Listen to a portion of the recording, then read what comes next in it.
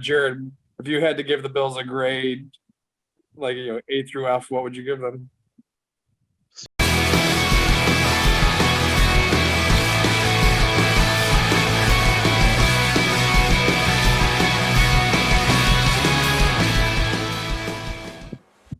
And welcome back to yet another Buffalo Bills pregame. It's one of my favorite shows of every season. It's the draft recap. Expectations are high. No one's disappointed us at all, as long as you agree, with the GM. And we'll see about that in a little bit. But I am your friend Randy here, hosting the show as always. And joining with me today is Dan. Dan, thank you so much for being with us. Let me start off with just an open-ended question. What are your first blush, your first reaction to the Bills draft this year? Well, definitely, if it appears at first glance that they are building for the future. They're not just, obviously, we're in win now mode, but these draft picks I felt like don't necessarily have to make a huge impact this upcoming year. I think in the next few seasons, you're going to see the importance of some of the guys that we got, our edge rushers, our defensive backs. I think they're going to have more of an impact maybe further down the road. I think one specific example that would backs up your argument in that case is the fact that we didn't trade up. We traded down. We did the things that good teams do. And that is very, very satisfying to me. I think we specifically talked about that at the end of the show last time, is that we did not want them to trade down. So that was exciting to see that philosophically it seems like they're planning more like a team that wants to be good for a long time. My reaction, and I'm going to ask you your opinion on my reaction in a moment, but my reaction right away is that it would seem that there was a very specific theme to this draft, and that theme was beating the Kansas City Chiefs and getting to Patrick Mahomes. I felt like, having watched the Super Bowl, that Sean McDermott, defensive coach, whose defense did not perform as well as it has up to this point in his career at Buffalo, watched the Tampa Bay Buccaneers get after Patrick Mahomes, something that he could not do for love nor money 2 weeks before. And I think he said, like, that's what I need. And I think he told Brandon Beane, he's like, get me that defensive line. And I think Brandon Beane, in my opinion, did his best to build a team that can beat the Kansas City Chiefs with this draft. What do you think I'm completely out of line? No, I think that's very accurate. I think everyone knows at this point that if you're going to allow Patrick Mahomes to do whatever he wants in the pocket or roll out or, whatever he does, if you allow him to do that, it's really hard to win, no matter how good your offense might be or whatever you might have going on. So I think definitely being able to get to the quarterback and be able to get to Patrick Mahomes, I think it definitely shows that Brandon Beane and Sean McDermott, saw something where they've almost kind of tried to figure out a blueprint to beat the Chiefs. So I think that's definitely accurate. I think this is a sign of progress for us too, because as long as the Patriots and Brady were beating up on us, it never at one point felt like anyone was drafting or building a team to beat the Patriots. I mean, at one point, I just thought Rex Ryan was getting kickbacks from the AD at Clemson. It was so consistent out there. But we got a lot of players to get to, so let's dive right into the draft. With the Bills' first overall pick in the first round, or not first round, with the Bills' first pick in the first round, they chose Gregory Rousseau, a defensive end from Miami. In 2019, he led, or it was in second, number 2 in sacks, and all the NCAA. Very much a pass rusher. Is he going to make an immediate impact? What are your opinions of being drafted at this point? I think, kind of going along with the theme of, how we're kind of building for the future with the draft, I think, he's a very raw talent. You saw with Josh Allen that the front office is willing to draft guys with a really high upside who might be a little raw, not quite ready, to step right in and have an immediate role. So I think that's what they've been doing, especially with, last year obviously being COVID, the year. I think this draft has just been such an anomaly just because scouts really have been maybe not getting a full look at some of the players just because of COVID. So it's been really tough, especially with how Greg Rousseau opted out last year due to COVID. But all his highlights, all of what he's done before that has been great. So I think he's raw, but I think he definitely has a very big upside. Yeah, I think this is a coach that is not afraid to take on a project in that regard, and they think that they can get the most out of a player. In the second round, the Bills picked up Carlos Basham, Carlos Boogie Basham, and he likes to dance. So we're all excited for some sack dances as long as we have the lead. That is my only caveat if you're watching, since I'm sure you're watching, Carlos. He's out of Wake Forest. What do you think about our second pick? So personally, I was a little bit surprised by this pick. I figured that we had already addressed DN with the first pick, but I do like the pick. I think, like we said earlier, there's definitely a theme here where, the Bills are trying to get after the quarterback, trying to find a guy that can be really destructive that way. So I did like the pick. I was thinking that at that time that they were going to go for a cornerback, someone in the secondary. I think that was something that I think a lot of Bills fans thought they were going to address in the draft. But at the same time, I think, we had mentioned before the show, drafting edge rushers, drafting DNs is similar to trying to get a quarterback where you just keep drafting them eventually until you finally get your guy. I think it's a little bit easier to do that with a defensive end than a quarterback, obviously. But I think, one of those two guys has to be a really effective edge rusher. But I did like the pick. As a quick aside from the draft picks, this fills up the defensive end room. Do you think they're not expecting Jerry Hughes to come back shortly, or does this mean that Mario Addison is on the way out? What do you think this means for the defensive end room? I think with all these, the DNs that we've drafted, I do think Mario Addison, if it was between Mario Addison and Jerry Hughes, I think it would probably be Mario Addison. I think Jerry Hughes is, a well-respected guy in the locker room. He's a veteran. He's been on the Bills a really long time.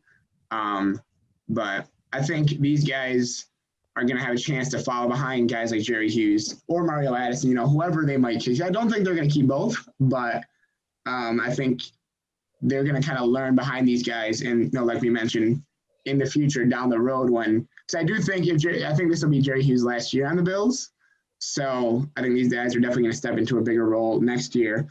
But I think, it's a good problem to have a lot of talent in the defensive end room, especially, you had guys like even Darryl Johnson stepping up and playing really well on special teams. So it's kind of like, what are you going to do with these guys? But it's a good problem to have. It's also a coaching staff that is not afraid to rotate whatsoever. That like everyone sees the field, just to give guys a spell, keep people fresh. Moving on, get away from the defensive ends finally. In the third round, the Bills pick up Spencer Brown, offensive tackle out of Northern Iowa, who very notably has tight end experience. And we know how much the Bills love throwing to offensive linemen. It's one of my favorite things about the Bills franchise, and they probably do it more than anyone else in the NFL. Is that a nod from my producer? I'm not sure. Over under, he has 2 touchdowns this year. What do you think? I'm going to go under just because I think 2 touchdowns for one specific lineman, I think that's a little high. I can definitely see 1, but I'll go with 1, so I'll go with under on that. But I'm not ruling out. I think the Bills definitely do get their linemen involved, so it just depends on who. So I'm not going to say more than 2 on that one, but in the fifth round, we have Tommy Doyle, another offensive tackle, this out of the Miami of Ohio. Any opinions on Tommy? I think, they're really stacking up. I think when it comes to that, there was also somewhat of a theme. I don't know if this was on purpose, but it seems like a lot of the guys that the Bills had drafted were like over 6'5". It seemed like there was a lot of really tall guys that the Bills drafted. I don't know if they were trying to do that or either way. I think stacking up offensive linemen, because, the way that linemen get injured, I feel like it's always good to have really good depth on the offensive line. You want to make sure Josh Allen is protected. So I think the depth is very important. And I feel like that's when you really hit on getting offensive linemen is the 3rd, 4th, 5th round is when you oftentimes seem like you can get a really good starter out of that round. He was also a basketball player, so hopefully good feet to protect Allen there. In the 6th round, Bills pick up Marquez Stevenson, wide receiver out of Houston. It would seem pretty clearly that he's going to take Andre Roberts' position, returning kicks with his departure. But still a pretty crowded wide receiver room. You don't draft in the 6th round to not make the team, I don't imagine. So what are you think who do you think leaves, or do you think someone leaves, or someone else gets cut off the team? So I'm thinking, I've heard things about Marquez Stevenson, about how he was kind of a John Brown kind of guy, like a possession receiver. So I think the Bills, obviously with the signing of Emmanuel Sanders, I think obviously Emmanuel Sanders is getting a little bit older, so I don't know how much of a speed guy he is anymore. But I still think you almost might be lacking that possession receiver, and I think he can fit in really good at that part. You have Stefon Diggs, your main number 1 guy, Cole Beasley, the slot guy, Gabe Davis. We'll see what kind of role he has this year, if he steps into the number 2 role, if he is kind of the 4th guy, or so you have Isaiah McKenzie. You definitely do have a crowded room, so it'll be interesting to see. Like you mentioned, they did get rid of Andre Roberts, so we're going to need some kind of returner man. So I don't know how they'll fit into that. You also have Isaiah Hodgins. I'm trying to think. It's Isaiah Hodgins, I believe. He was on IR all last year, so don't forget about him. He's also, we'll see what kind of role he has coming into training camp. But I do like the adding of a wide receiver. I think, and a fun fact about him actually is that he, I believe, was roommates with Ed Oliver at Houston. So that's kind of a interesting little thing. So now he's got to carry Oliver's bags. Damar Hamlin, who was actually went earlier in the 6th round, our second of the 6th round picks. Damar Hamlin, the safety out of Pittsburgh. Any thoughts on him? So I think, you have a solid, solid 2 guys back there with Jordan Poyer and Micah Hyde. I mean, those guys doesn't really get much better when it comes to, a secondary. But I think it's important to have depth there. I think that was almost more of a special team, not necessarily a special teams pick, but, a guy that can be really able to contribute on special teams. I think he even said on Twitter, actually, something about, I don't care if they want me to give waters out to people, like I'll do whatever I can. So I feel like, drafting guys in the later rounds, that's exactly what you want to hear out of a guy like that, who's just willing to contribute and just do what it takes to make the team better.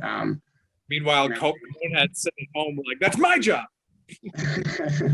Rachad Wildgoose, cornerback out of Wisconsin, spent a lot of the year last year with an injured shoulder, projected to go much earlier in the season. Do you see him being in competition for Levi Wallace's job this year? I think there's going to be a great competition in the cornerback room this year. So obviously, you have TreDavious White, but then you have Dane Jackson, Levi Wallace, Cam Lewis, all those guys. And then you got the 2 guys that they drafted, a lot of young guys there, I think it's going to be a lot of competition. And it's definitely, like we mentioned earlier, I think it's a good problem to have. Especially a lot of young guys, you don't know what kind of talent they have or, what they're going to bring to the table. So it'll be interesting to see what the Bills do at the cornerback position, especially with the number 2 corner. So I think you can count on Taron Johnson locking down the slot position. So it'll be interesting to see what they do with the second corner position. Jack Anderson out of Texas Tech, a guard, finishes out our draft this year. Any thoughts on Jack? I would say at that point, I think in the 7th round, like we were talking about earlier, I think it's important to have depth on the offensive line and just, if you can get a bunch of those guys, and I think that makes competition better. I can't say I sit here and say I know too much about Jack Anderson as a college athlete, but and then the bottom line comes down to Brandon Beane has shown in previous drafts and previous years that he knows what he's doing, and he knows how to draft, and he knows how to get talent. So, there are some certain aspects of this draft where, I might have wondered why didn't they do this, but I'll take I'll trust Brandon Beane on this one. He hasn't done us wrong yet, I would say. All right, on that topic, it's funny you said that. Our producer Jared graded this draft, and he gave the Bills a C. The lowest average that earned so far in the Brandon Beane, Sean McDermott era. And I'm a little shocked. I don't know. First off, he's such a homer that you assume it's like an A++ every time. And the fact that I'm the one high on the Bills and he's the cynical one, watch our shows, go back in time and watch these episodes. The change over time is unreal. So just from what you said, I think you're going to grade them higher than a C. But do you have a grade for the Bills in their draft class this year, Dan? I mean, by no means am I a draft expert, but I would give them, I'll give them a flat B. I think the pairing of the picks, going defensive end and then offensive lineman, defensive back, consecutively, I thought that was interesting. I didn't know what not the plan, but what their thinking was there. But I'll go with a B. Man, I was going to try to shock the world and come out with an A, but I think you guys dragged me down to an A-. The group average pulled me down. I really like the forward thinking. I really like the pointed direction at Kansas City with this draft. I don't know. Maybe it's just I hadn't allowed myself to get too excited about football in the off season, and the draft was just the one chance to get your the football blood pumping, or just the fact that I had a great time watching the draft this year, which is not something I think I could ever say once before in my entire life. So maybe it's all those factors, but man, I'm just super excited for the Bills season, and I can't wait to meet all of our adoring fans at training camp. Absolutely. I think now I'm just looking forward to the schedule release, see how many primetime games the Bills get. That's always exciting. I was thinking about that, man. I'm so excited. I kind of like not knowing it. It's kind of up in the air. I like it. I'm sure people who are trying to plan trips to away games are miserable right now, but I'm personally enjoying it. With that, we will be back for that unknown first opponent for our season preview. Dan, I'm sure you'll be back with us. Thank you so much for hanging out. Thank you, everyone, for watching. Be sure to like and subscribe to keep up on all your favorite Buffalo Bills pregame videos and news. And we will see you again real soon, baby. Woo! Oh, perfect.